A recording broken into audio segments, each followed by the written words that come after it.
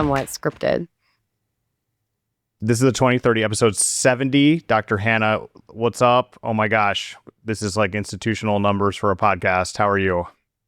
Is it institutional numbers? No, it's not. Alhamdulillah. Yeah, no. I don't Good. think so. I think like we could have been at like 170 had we not taken 700 breaks. But you know what? We're busy people, okay. so it's okay. Yeah, How are you it's doing? okay. And we're here. I'm good. I'm in Riyadh. I'm packing up my apartment. We're moving out of this apartment and into another, hopefully bigger apartment. Same development. And so it's weird because it's like, and we moved out of here and we moved everything. Like we took what we wanted.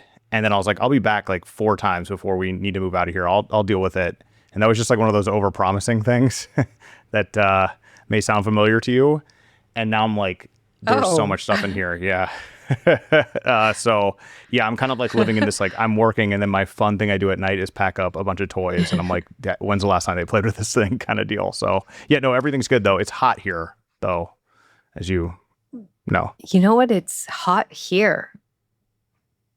In London, it's hot? We are having a heat wave. Obviously, it's not as hot as it is in Riyadh, but Riyadh has like air conditioning and the infrastructure for handling the heat, and London doesn't.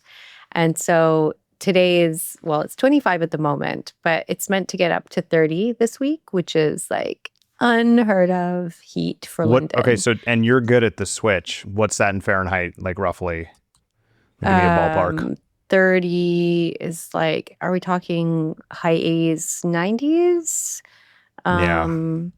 With the humidity in there, 90, that's no good. Yeah. Like 33 is what it's meant to be at the end, which I think is like 90 at least. No, it's bad. It's bad for London.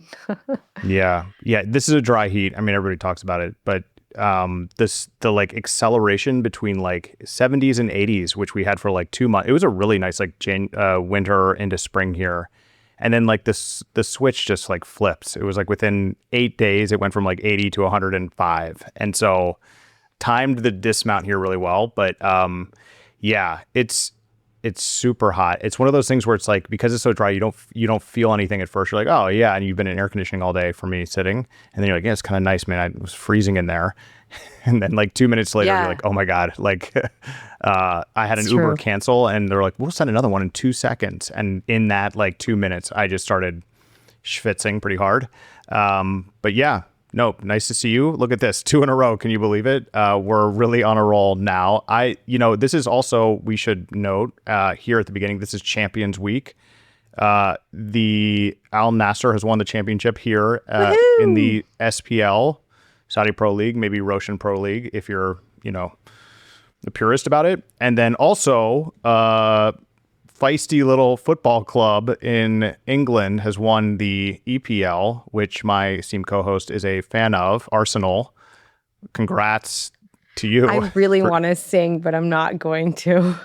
I think you should sing. Why wouldn't you sing? No, not going to sing, but it is definitely a moment to celebrate.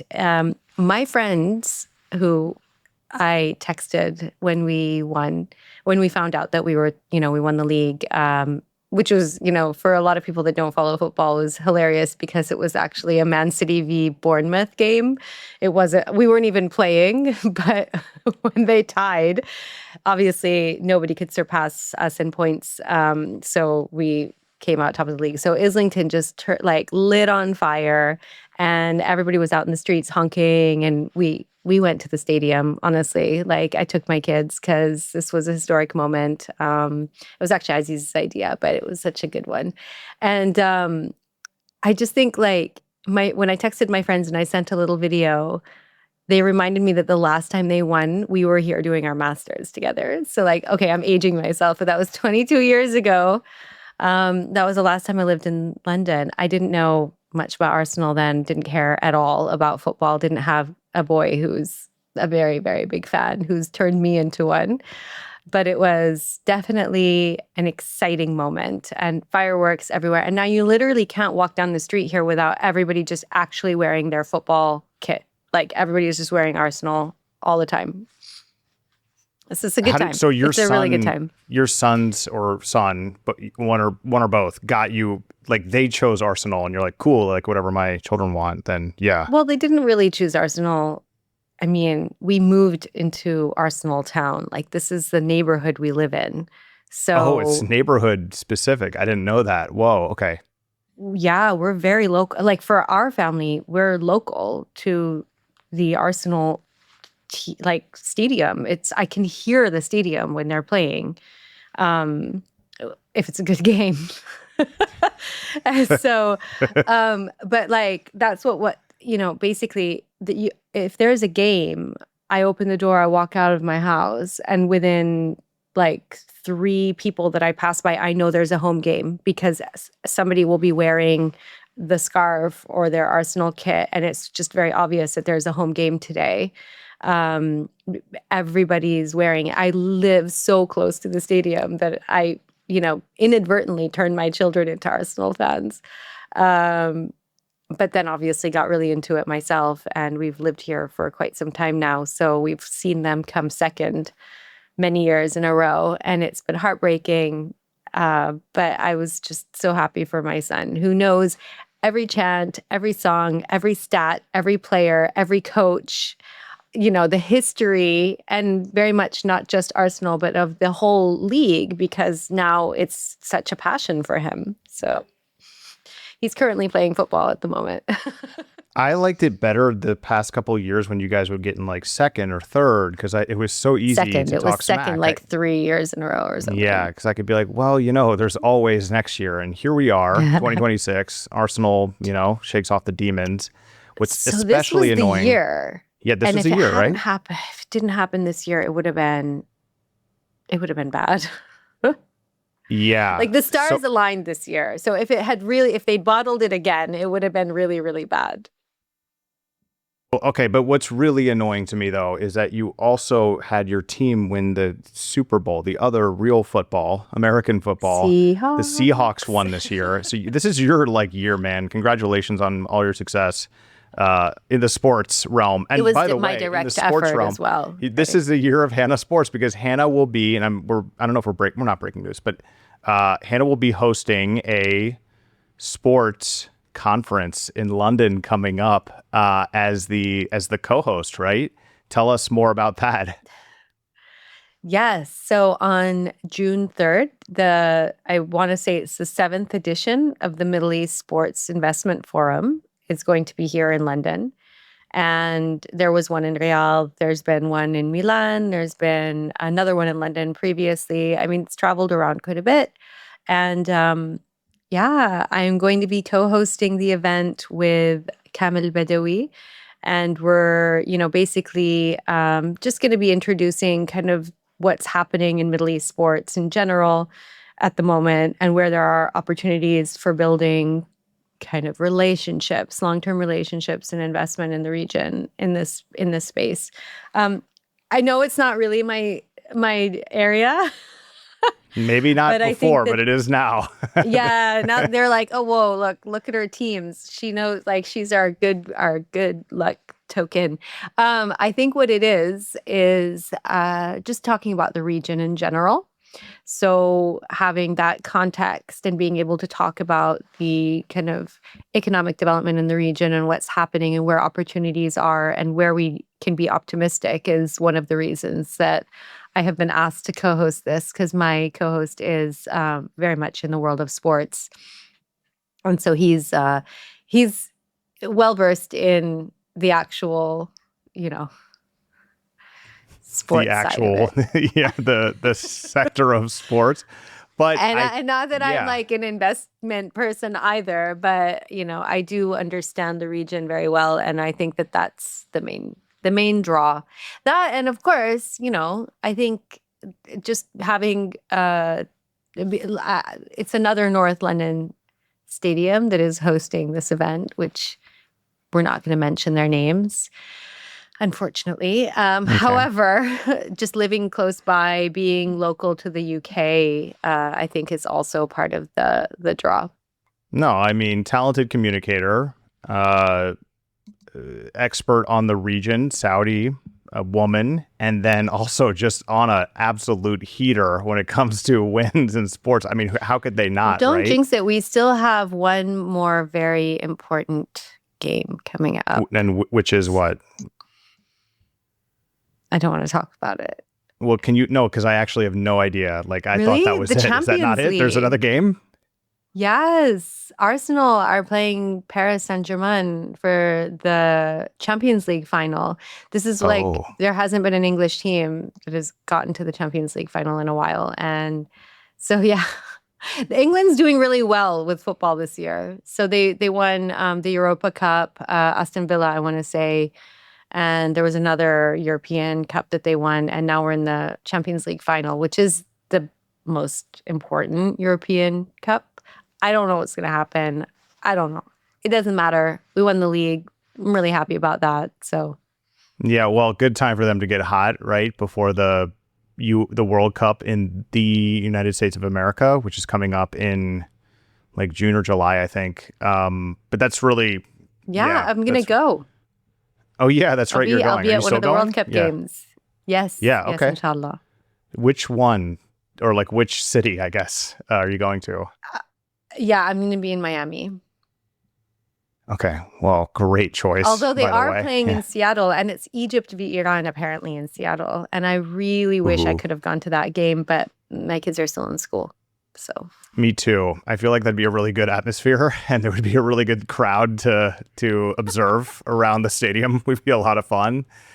That's amazing. No, that's really cool.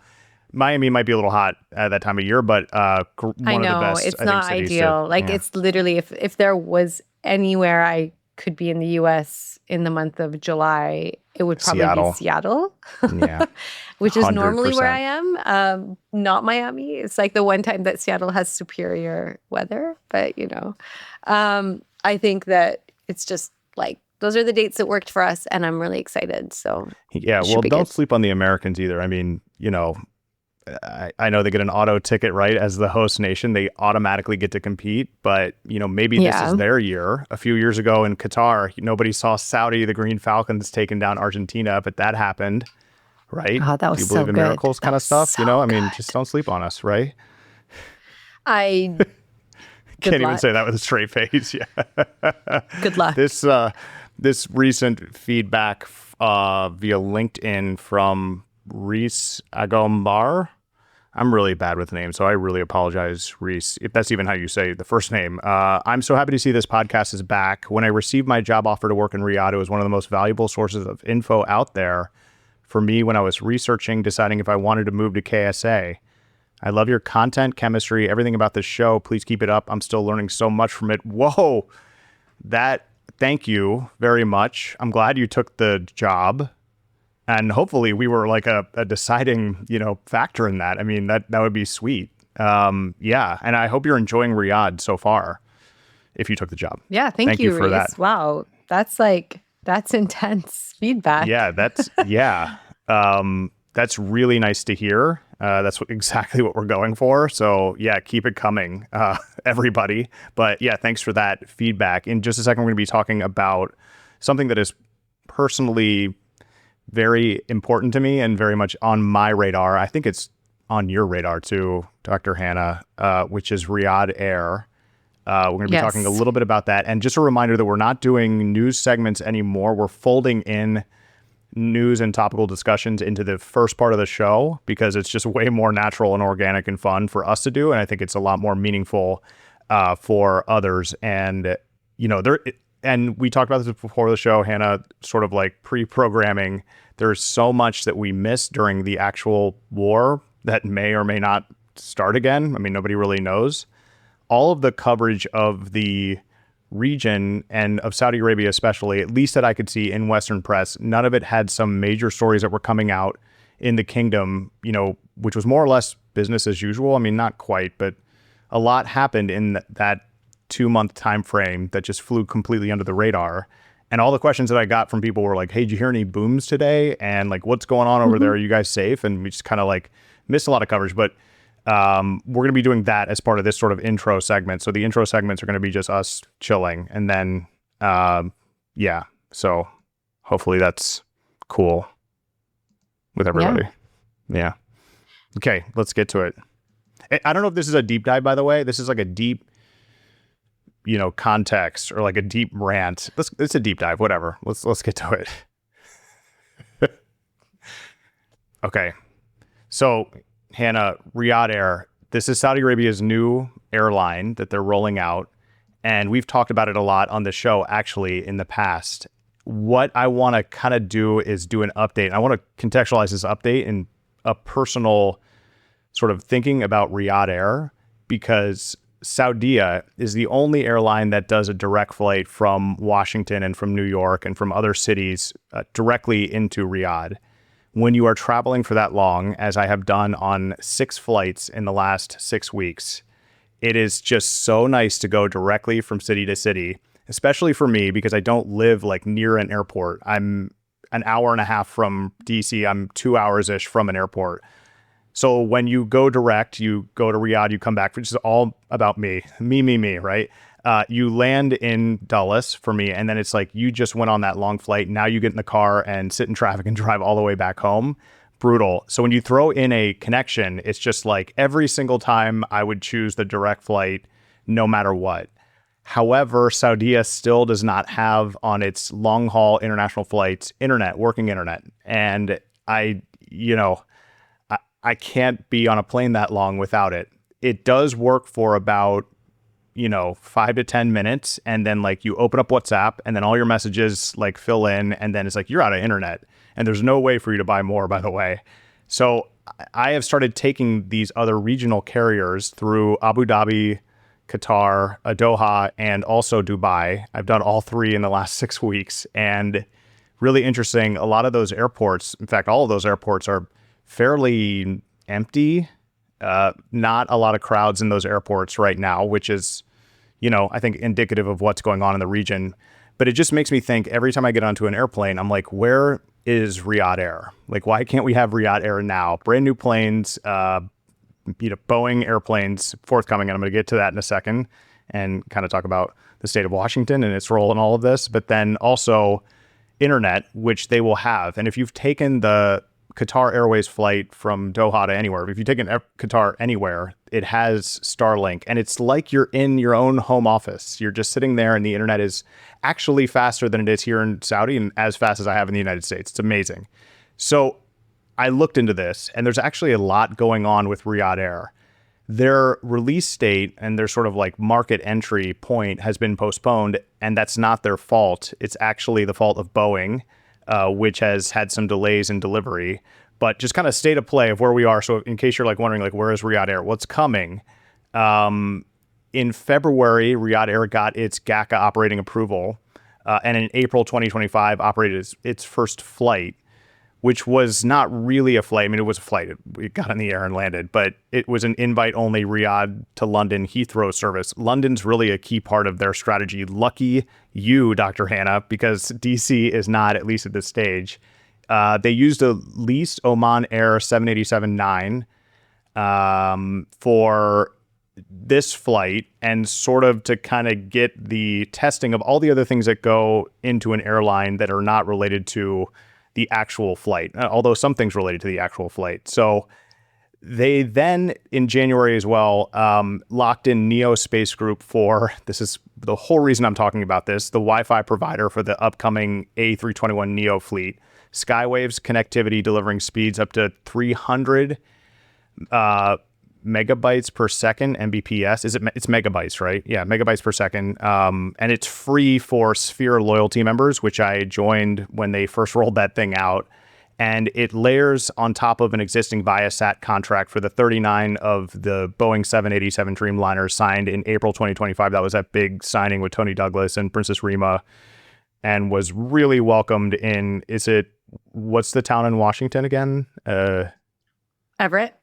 Everett, that's right. Big news in Everett, from Riyadh to Everett. So the first A321 is expected in Q4 2026, and I think the Boeing 787s are forthcoming. That's the big delay that everybody needs to understand. It's all down to the Boeing 787 Dreamliners coming over to be the main flight. So Riyadh Air and Saudia are no longer the only international directs that are long haul. In February, Singapore Airlines announced a 4 times weekly nonstop Singapore to Riyadh service on the A350-900, which is, I think, the nicest plane in the world for commercial travel. And that was supposed to start June 2nd. That's been delayed because of the conflict. But that was sort of like Singapore Airlines saying, oh, we're going to compete with you. We can't have Riyadh Air being the only one to service Saudi Arabia and Riyadh specifically for international flights. There is no date on them actually planning on resuming that, but that was announced. War hits on February 28th, and things sort of slowed down when it came to public rollouts and implementation deliveries from Riyadh Air, but a lot was happening in the background. So their network was leaked on a website called Airport Coordination Limited network plan. Yeah. So I think that's the name of the website, but their network was leaked. And so what you have is 15 destinations at first. And I'm going to read them out here now with a very disappointed face because Washington, D.C. is not one of them. Amman, Bangkok, Cairo, Dubai, Islamabad, Jakarta, Jeddah, Kuala Lumpur, Lahore, London, Heathrow, Madrid, Manchester, and Manila and Mumbai, and of course, Paris. So that, is really disappointing to me, but it's okay. Just, follow the process, trust the process, and just throw DC in there at some point. Madrid, Manchester, and Jakarta would be unserved nonstop first from Riyadh. So pioneering that. And then there was some sort of mixed messaging in the media. There were some route overlap signals that got out. So industry coverage had flagged that Riyadh Air's Dubai route would put it in direct competition with Emirates, while London, Cairo, and India routes would put it head-to-head with Saudia. I think there's some stuff going on with Saudia, and they'll figure out how to kind of divide and conquer when it comes to the market. But yeah, and so Jeddah, Madrid, Manchester were confirmed via social media on April 20th. So now we have our first sort of first 3 destinations. And then big news for Shaboy here. Early May, U.S. application. Riyadh Air formally applied to the U.S. Department of Transportation Foreign Air Carrier Permit Exemption Authority, seeking expedited DOT clearance as long as the government isn't shut down. That hopefully goes through. And then more onto the theme of what we want to be talking about on this podcast in the future, which is talent, entrepreneurship, labor development, things like that. So there has been 2 million applications for people that want to work with Riyadh Air. They have received 2 million applications online and through all of their portals to work with this brand, which is actually kind of a mind-boggling number. They also launched the Nawat Cabin Crew program, which is a train-to-hire pipeline for Saudi nationals age 21 plus, developed in partnership with Bunyan for Training Company. I don't know what that is. Maybe, PIF company, who knows? 8-month curriculum covering technical safety, language, and service. And first intake starts August 2026. And cabin crew filling out in 2027. So they've been doing roadshows for this across the kingdom at, tied to Vision 2030. And the goal of Riyadh Air creating 200,000 direct and indirect jobs, which is a lot. So, yeah, I mean, there's just kind of... there's kind of a lot going on. Their building in the background, I think, is the most important thing. And as of this month, May 19th, just a couple days ago, public ticket sales opened for the daily Riyadh to London Heathrow flight starting July 1st. Congratulations, Hanna and family. You have Riyadh Air coming on July 1st. And you have a 4-class configuration, business elite for Hanna and her family, regular business, premium economy, and economy. So, more or less normal. I think business elite means first, but the first aircraft will have 4 first-class suites. So I don't know how they're going to handle that, but 24 business class seats, 39 premium economy seats. Anyway, so there's a lot going on. And what I wanted to do is figure out what was going on, if anything going on, right? When you have a conflict in the region, obviously that affects airlines, right? I mean, the first thing you look for, at least we talked about this last week, that I was looking for when there was things going on and you could hear things, but you couldn't find things on social media, is to look at air traffic. And that usually tells a story. This is a really big opportunity for Saudi Arabia. I think its airport was open the most during, King Khalid Airport in Riyadh was open the most during the conflict. And it's a real opportunity for Riyadh Air to step into the spotlight right now with everything going on. So yeah, 7 fully built Riyadh Air 787-9s are awaiting certification at Boeing's Charleston, South Carolina factory. So it's not even the state of Washington's fault, with an 8th on the final assembly line. So these are going to be delivered soon. Update kind of all over the place, but Riyadh Air is coming. I'm excited, even though it's not going to affect me immediately. Congratulations, Dr. Hanna. Another win for Dr. Hanna in this year of winning. Well, I will say that I'm very excited about Riyadh Air. I obviously would still need to transit and get to Dammam somehow if I'm going to go see family. But great to have another airline that goes to Saudi directly, because there aren't, that many options with British Airways now not flying to Saudi because they seem to be, I don't know, afraid. I'm not really sure.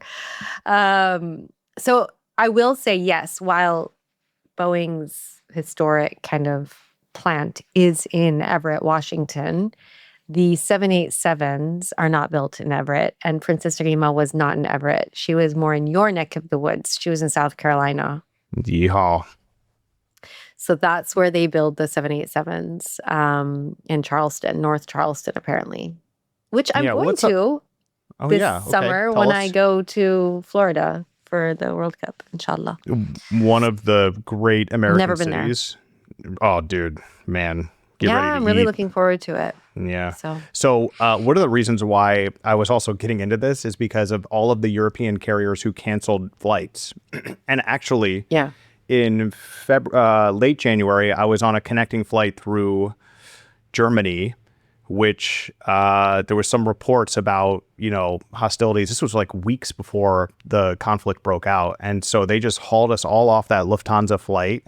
And that was awful. Yeah. Flew through London for extended my journey about an entire day. But yeah. And the European carriers, I think, are still not operating. Virgin, maybe Air France is now. But I mean, so what that does is cut supply in the market. So now you only really have the regional carriers as offerings. And had the Europeans been in the market, flights would have been significantly cheaper than, they are. So, yeah. Yeah, it's a tricky time to fly, I think, but I'm still very excited about this. And I think that the other thing, you mentioned a little bit about kind of the training and how many people are excited to work for the airline, but I was looking at some of the partnerships in training and kind of upskilling and or just even qualifications for the first time. There's some really interesting training partnerships that have happened to really facilitate the employment pipeline. So I think on their website, you can read quite a bit about this. There's the overseas scholarship program that they launched with 2 specialized paths for engineers in Australia, and then a pilot training program in the US.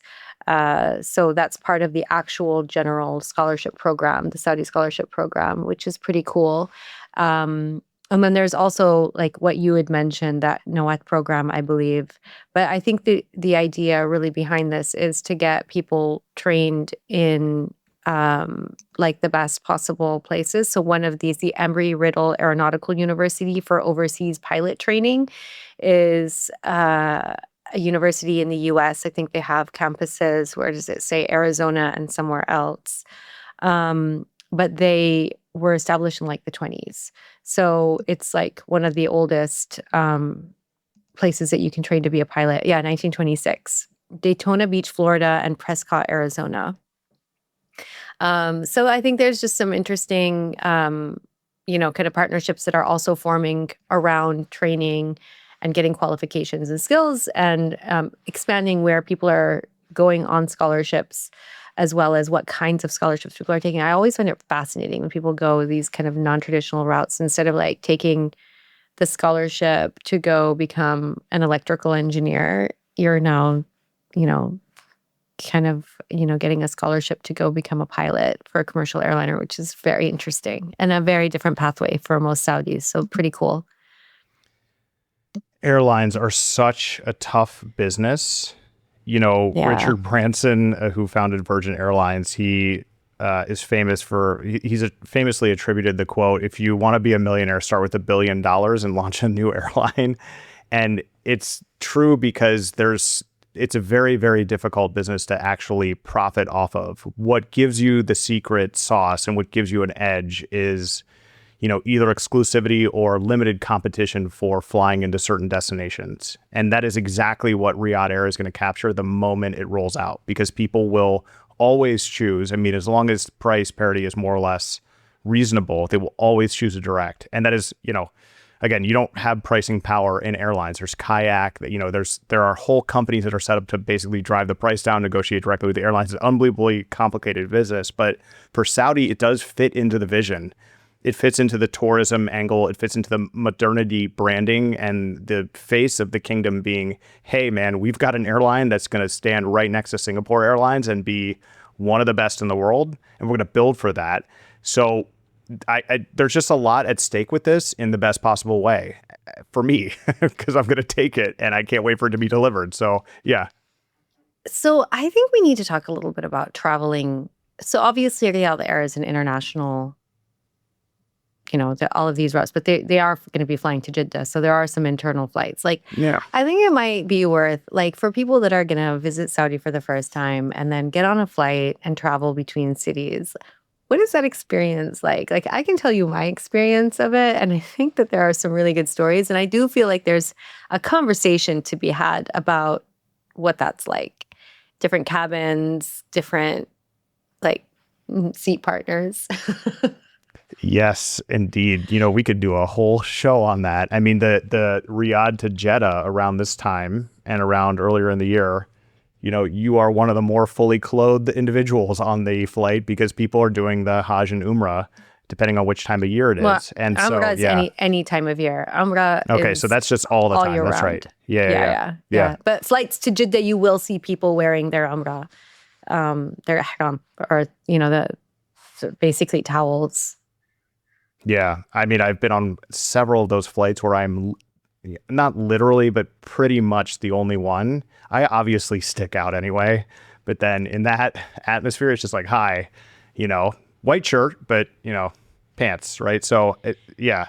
But I agree that it's yeah. I think that, Go ahead. yeah, so there's that for sure. But then the other thing that I think that, especially cabin crew on Saudia, and probably I haven't really flown Flynas and I did very often, but in general, I think the thing that they don't get enough credit for is their incredible ability to reshuffle people into the seats that they want to sit in once they're on board, right? Because when you book your seat and you have no control over who's sitting next to you, and people aren't really good at maybe pre-booking the seats that they want, but also if you're flying alone and you're a woman, a lot of Saudi women still don't want to sit next to men.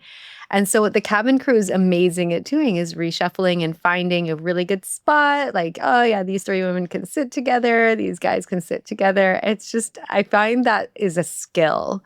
And they do it seamlessly and very quickly. It's not like it delays the flight by 3 hours, it's all happening as people are loading in and trying to put their bags up in the overhead compartments. And yeah, I just find that to be a skill we don't give them enough credit for.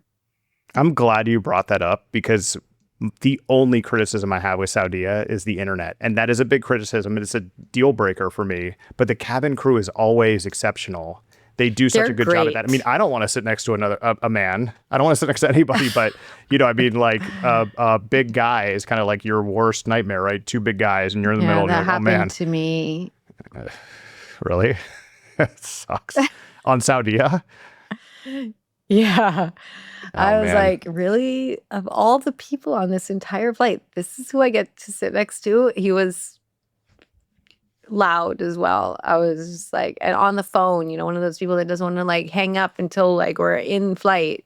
Oh. Anyway, it was a short 40-minute. This is the thing. If I'm flying between Riyadh and Dammam, 40-minute flights, I can handle whatever. It's fine. But it's funny. It is actually, I find it. But it's comical. But it's also real. I think that's your point, right? I mean, and that's what all of us have known for forever, right? Is this national carrier, these other sort of, smaller carriers that are doing regional flights, but you're getting a real cross section of Saudi in a way that you're probably not going to get on the London to, maybe a little bit, on the London to Riyadh direct on Riyadh Air is going to be nice. The airplane's going to be brand new. I don't know, but yeah. So I recently flew London to Riyadh, and I was in Saudi, and I was surprised. Everybody on my flight was South Asian going to perform Umrah.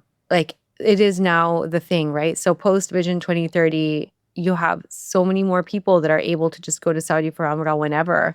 That didn't happen before. It was really hard to go to Saudi, and most people would only do Umrah if they were lucky enough to get a Hajj visa, you know? So I think it's pretty interesting how now it's it's like it's the popular destination. And I've met so many people here in London that are like, oh yeah, I went to Saudi 3 times last year. I'm like, what?